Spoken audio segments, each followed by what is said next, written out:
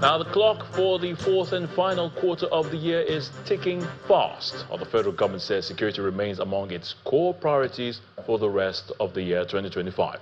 Tonight, Babajide Ogunsawo, who is the founder of Leadership by Data and Channels Television's chief data analyst, is right here to share more facts and vital insights about Nigeria's security outlook for the final quarter of the year 2025. Babajide, great to have you on the News at 10 again. Good evening, Ayotunde. So we're looking at security. Earlier in the week, Babajide, the World Bank released, of course, its latest report about Nigeria's development update. So how correlated is, Nigeria's economy with the state of security? Well, highly correlated, Ayotunde. Even though the World Bank, as you said, classified it as an economic report, within this report was really an economic report, political report, and security report. Now, what do I mean, Ayotunde? The economic report is good and bad. The World Bank said the reforms of this administration has led to macroeconomic stability. That's why it was macroeconomic stability. But then further added that this macroeconomic stability has not led to significant improvement in lives. So you could either want to run with the World Bank saying, yes, the reforms of the government has led to macroeconomic stability, good news, or do you want to hold on to the bad news that says these reforms have not significantly led to better lives? So that's the economic side of the report. But I talked about two other parts of this report that, even though the World Bank doesn't want to classify it as a political report or security report, the data points to it. Now, what's the political side of this report? Today, the World Bank said in 2019, Nigerians living below the poverty line as at 2019, 40%. As at 2023, 56%. As at this year, the World Bank says we are now at 61%. 61%. So we've moved from 40% of Nigerians living in poverty as at 2019 to 56% of Nigerians living in poverty as at 2023 to 61% of Nigerians living in poverty as at this moment. That is a lot of political talk. Now, what's the security talk? The security talk is, yes, we talked about 61% of Nigerians living in poverty this year. The World Bank says, based on its projections and its algorithms, the numbers will get worse next year.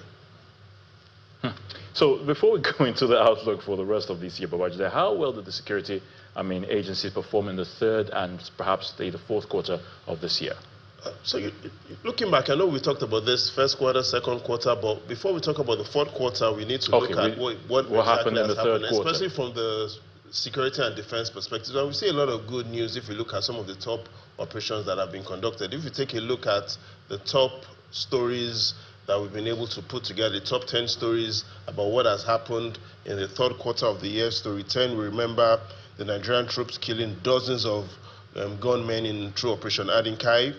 We also remember that story of over 13 insurgents that were killed in Borno. We remember 24 terrorists were killed within a 6-day period. Look at story 7, troops killed 10 terrorists near the Niger-Cameroon border, making sure there were a lot of offensives around Lake Chad. Air Force doing a lot of operations as well. Operation Hadinkai in Borno. Army arrested one of the most wanted IPOB ESL leaders as well. Troops kept on doing a lot of operations. Operation Hadinkai in Borno, and the CBS rebranded Operation Safe Haven to Operation Enduring Peace to be able to accommodate more stakeholders' interest.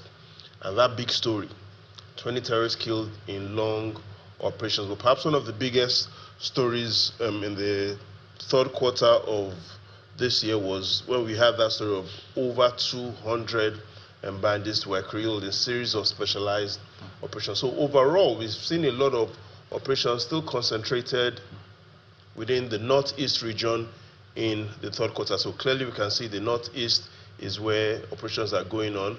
We see the Chief of Defense Staff, General Christopher Gwabi Musa, rebranded Operation Safe Haven, and in the northwest region where we have a lot of Operation Fasanyama, we also see a lot of reports. But beyond what the military is doing, what are people saying? And we've been tracking the Security Perception Index for this year. We've had 3 reports. Look at what's happened as at the beginning of this year in the northwest. 46% of those respondents said security was improving. Now, as of September, better news, 48%, so good news.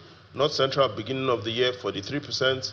Now 47% of citizens living in the North Central say security is improving. Good news. We see some challenge in the Northeast. Year started at 58%, is down to 56%, but though it's better than what it was as of May 2025 for the Northeast.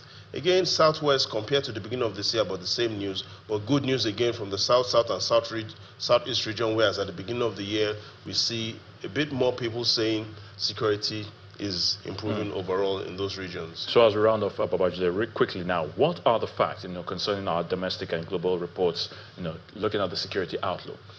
So when we talk about facts, we talk about everything has happened historically. But when we're looking at outlook, we're looking at a lot of assumptions. So let's take a look at some of the critical things that we expect based on the historical patterns to happen for the next three months for the year. That's the fourth quarter now. Fourth quarter, exactly.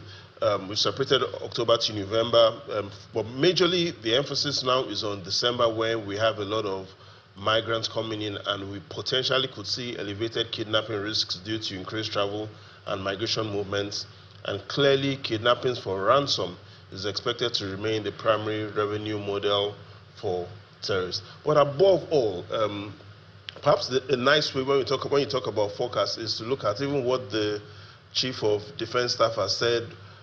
What will there be their position and now their own outlook pretty much for security for the rest of the year? And if you take a look at that, it's clearly said that, and this was in a report earlier this week, every calculation of war must make room for the incalculable, the will and unpredictability of human nature. And so clearly, yes, we've done a lot of calculations, but how do you calculate for the incalculable? And for me, that's the interesting point, the will and unpredictability of human nature. And these are some of the reasons why the crime trends and patterns still continue. Anyway, we'll keep tabs and continue to monitor as developments as it unfolds as far as security is concerned. Well, thank you so much again, Babajide Ogusol, for your insights and analysis on the News at 10. Thank you so much, Ayatunde.